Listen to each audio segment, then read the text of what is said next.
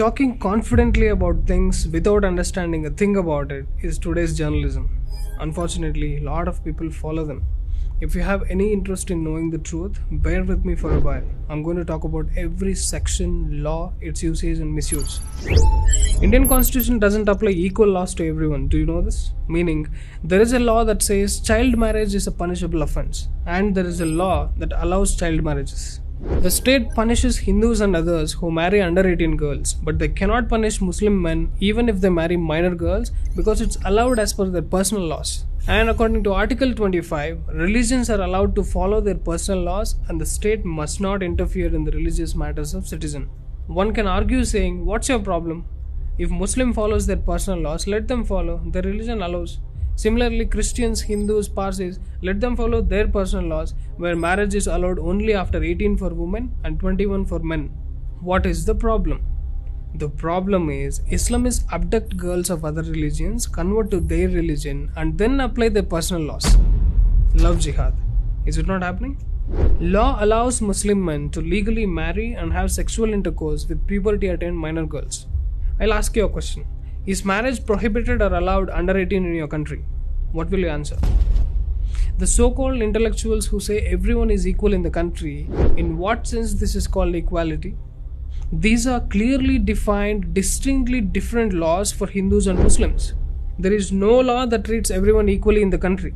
Marriage is one thing. You know how divorce is handled in the country? Hindus, Sikhs, Buddhists and Jains are prohibited from practicing polygamy, means having more than one spouse. You should divorce and then only can marry others. Those who practice polygamy will be punished under IPC sections 494 and 495. Parsis have the same laws. But Muslim men can marry up to 4 women and the Indian Constitution has no objection to it. Don't mistake it for all Muslims. Only Muslim men are allowed. Women will be severely punished if they do polygamy. It doesn't end here. Adultery means voluntary sexual intercourse between a married person and a person who is not their spouse. In 2018, Supreme Court decriminalized adultery for both husband and wife, before which you can press for criminal charges if the spouse has an extramarital affair. Now you can apply for a divorce under Section 13 of the Hindu Marriage Act and separate yourself. But one condition for women, they have to prove their husbands are cruel to them. This gender discrimination in the law is forcing them to use the provisions of cruelty to make false allegations of domestic violence against husbands and their families. While Hindu men suffer from this unintelligent law, the exact opposite happens in Muslim law. Women are not allowed to have extramarital affair, but men can have. Women are not allowed to seek divorce from their husbands for adultery. Adultery kya? Women don't have the right to seek divorce at all. But men can divorce their wives in Islam, not just on the grounds of adultery, but even without having any reason. They threaten their wives of divorce for no reason. Now I'll tell you a weird combo. Decriminalization of adultery for Hindus and no legal punishment for Muslims as per Muslim law. Muslim men are legally allowed to abduct married Hindu women and lure them into extramarital affairs. How is it? So marry multiple women, abduct women from other religions and produce more children? Rampant population jihad karo? System apne saath hai. When a girl is raped, the so-called intellectuals pop up and say, how can you look at it as a Muslim girl or a Hindu girl? Look at the girl as a girl. Show me where is the law which treats girl as a girl. Understand why is it important to use Hindu or Muslim or tribal or a rich class? Because the damn treatment is different before the law. Is there a ground for me to say discrimination for men? No, I have to clearly define which men. Discrimination for Hindu men or discrimination for Muslim men? Because the damn treatment they get is so different. The law has no meaning without bringing Hindu-Muslim into the context. The reality is, the state will not interfere in Muslim religious matters because they will chop off your heads if you decide for them. But Hindus, you can interfere, you can beat them, you can grab their property, girls, everything, nobody revolts. So the conclusion here is, country is not functioning because there is a law. Country is functioning in the mode of survival to the fittest. If you're powerful, you live. If you're weak, you will be crushed. Your blood will boil now if you look at the kind of exploits people do in the name of law of equality. We all know how many years it takes for Hindus to settle a divorce case, right? But for Muslims, only 3 months. Why? They don't need to go to civil courts for divorce. They have triple talaq at their mosque. Now the liberandus might say, you idiot, Supreme Court banned triple talaq in 2017. Arey, half-baked. Supreme Court didn't ban triple talaq. They banned only instant triple talaq. where a Muslim man pronounces triple talaq 3 times in one sitting. That too not because it is unethical, but because it is not fully resonating with Quran. A Muslim man can still pronounce talaq once a month for 3 months and divorce their wives. Do you know why Islamists are upset when government wants to ban triple talaq?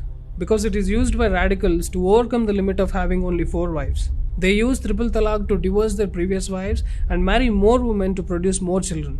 You are a fool if you think it only affects Muslim women.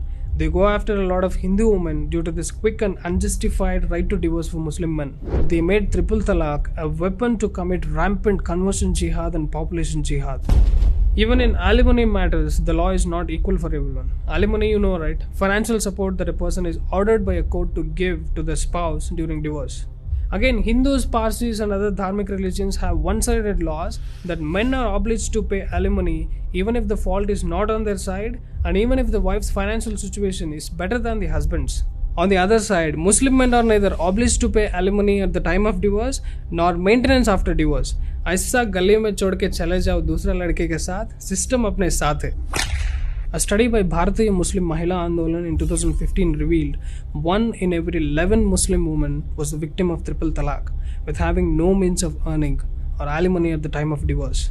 But the radical Islamist men are allowed to marry as many women as they want and breed like pigs in the drainage. And the law doesn't even require them to take responsibility for their kids. It becomes such a burden on Muslim women to raise children on their own. On top of it, governments provide them with freebies, scholarships and reservations. Why will they take responsibility of the kids? Basically, tax-paying Hindus are indirectly paying for the alimony of women divorced by Islamists. Should we blame the Muslims alone for this? No. Then who is responsible for this? Courts? No way. They are pushing the center to enact UCC since a long time. Then who is the culprit? Constitution? No. Politicians? Yes. The Congress party is the real monster who did this. So this is the only thing should be kicked out of the country first. They have purposefully included unethical, biased and one-sided laws in the constitution so that it is always the Hindus who get punished. How do we solve this? It is in this context Modi ji is planning to introduce Uniform Civil Code. It is neither a masterstroke nor a sunstroke. Those who devised the constitution in the 50s made no law that deals with ideological conflicts in the society, which has different personal laws for each religious group, governing marriage, divorce, maintenance, succession, inheritance, child custody, and adoption, etc. What will happen if we don't have UCC is not even a question to be addressed because look at the existing happenings without UCC. All the unethical practices are allowed in the name of personal laws of religion. Now the most disastrous thing, the Sharia law. Indian constitution includes laws created by Muhammad Ali Jinnah. Do you know this? Jinnah, the founder of Pakistan, the monster who killed many Hindus, created a few laws and we are supposed to follow it. Inheritance laws. Indian Succession Act of 1925 states that sons and daughters have equal rights over the property of their parents unless there is a will. As usual, this is applicable only to the followers of dharmic religions.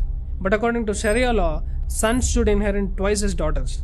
All male children should inherit equal shares. There is no concept of will in the Islam, and Sharia law doesn't allow Muslims to distribute their properties to their heirs as they wish. It doesn't allow Muslims to disinherit their kids. Islamists say they don't want common laws because they follow Sharia law. But what they follow in India is not even truly a Sharia law. Before independence, Jinnah collaborated with the British to create an Islamic state, to create the 1937 Sharia Act. This is the basis of constitutionally approved Islamic laws in India. It is not even truly a Sharia law. Jinnah cherry-picked the laws that favor Islamists and removed the laws that are not in favor of criminals in Islam. Jinnah himself wanted to disinherit his daughter for marrying a non-Muslim. So he introduced a disinheritance law to deprive her of a share in his property. He introduced a right to will to distribute property unevenly according to the will of Muslim men. He removed many criminal laws that dictate harsh punishments like cutting off the hands of thieves among the followers of Islam. It is a joke to say that Islamists are not following Sharia laws. They are following Jinnah laws. Generally, Islamic laws are cruel to women, and now Jinnah laws not only deprive Muslim daughters of their property rights, it is also used as a tool for blackmailing Hindu women who are a victim of love jihad. So the general blackmail goes to disinherit the kids if their Hindu wives refuse to convert to Islam or if the kids don't choose to follow Islam. And then there are guardianship laws and adoption laws which were again written as per their convenience, as a result of which the responsibility of bringing up the kids is entirely laid on the divorced Muslim mothers. And when the kids come up of age and become productive, Muslim fathers can take custody of the kids even if the mothers are not willing to. There is one more blood boiling thing. Adoption is not recognized in Sharia law, but our constitution grants a law whereby Muslims and Christians can adopt children from orphanages. Understand this very carefully. Muslims' personal law neither allow adoption nor provide equal rights to the adopted children, but our constitution allows them to adopt children. Hindus must treat adopted kids like their own kids, must have equal rights, but Muslims need not. This is a blatant freedom to pick minor girls from the orphanages, sexually abuse them. Islamic law allows fathers to marry minor daughters, right? Marry them and bear kids anyway, you need not take care of them. Christians haven't done anything less. Under the guide of adoption, rapid conversions to Christianity is what they did. The fraud Teresa. I'll make a separate video on this monster. To the mischievous thugs who don't even follow their laws properly, you give such provisions in the constitution. How do you expect it will serve peace and social justice in the country? Population and birth control laws are not equally applicable. Hindus, Sikhs, Buddhists and Jains lose benefits from government schemes if they have more than 2 kids. But Muslims don't lose the benefits, even if they have 20 kids. So what is the formula? As many kids you have, that much money you can loot from the government. Instead of all this, you could have simply written, destroy others and serve Islam. Okay. Do you still want reasons for why we need uniform civil code? Madrasas and Christian convents receive funds from governments, while Hindu gurukuls are neither funded by government nor recognized by educational boards. Governments don't fund Hindu temples, yet they take control of temple revenue.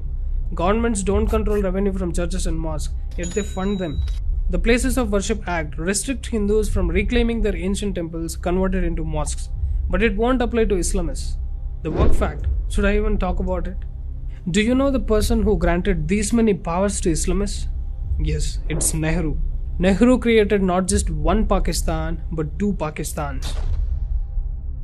After Bharat was partitioned into India and Pakistan in 1954, Nehru's parliament made the Waqf Act, allowing the Waqf board to take ownership of the lands left behind by Indian Muslims after they left Pakistan. This made Waqf board the single largest owner of lands in India. With this act, Nehru created an Islamic state within India to slowly consume Bharat. Did Pakistan give the Hindu lands in Pakistan to any Hindu board? Who gave Nehru the right to do this act? Again in 1995, the old law was changed to give the Waqf board more power. Section 3 of the Waqf Act 1995 literally states that if the Waqf thinks that the land belongs to a Muslim, then it is the property of Waqf. Just by thinking it's their property, Waqf can claim any property. I pray Allah that tomorrow Waqf board must think all the lawmakers' properties as their properties.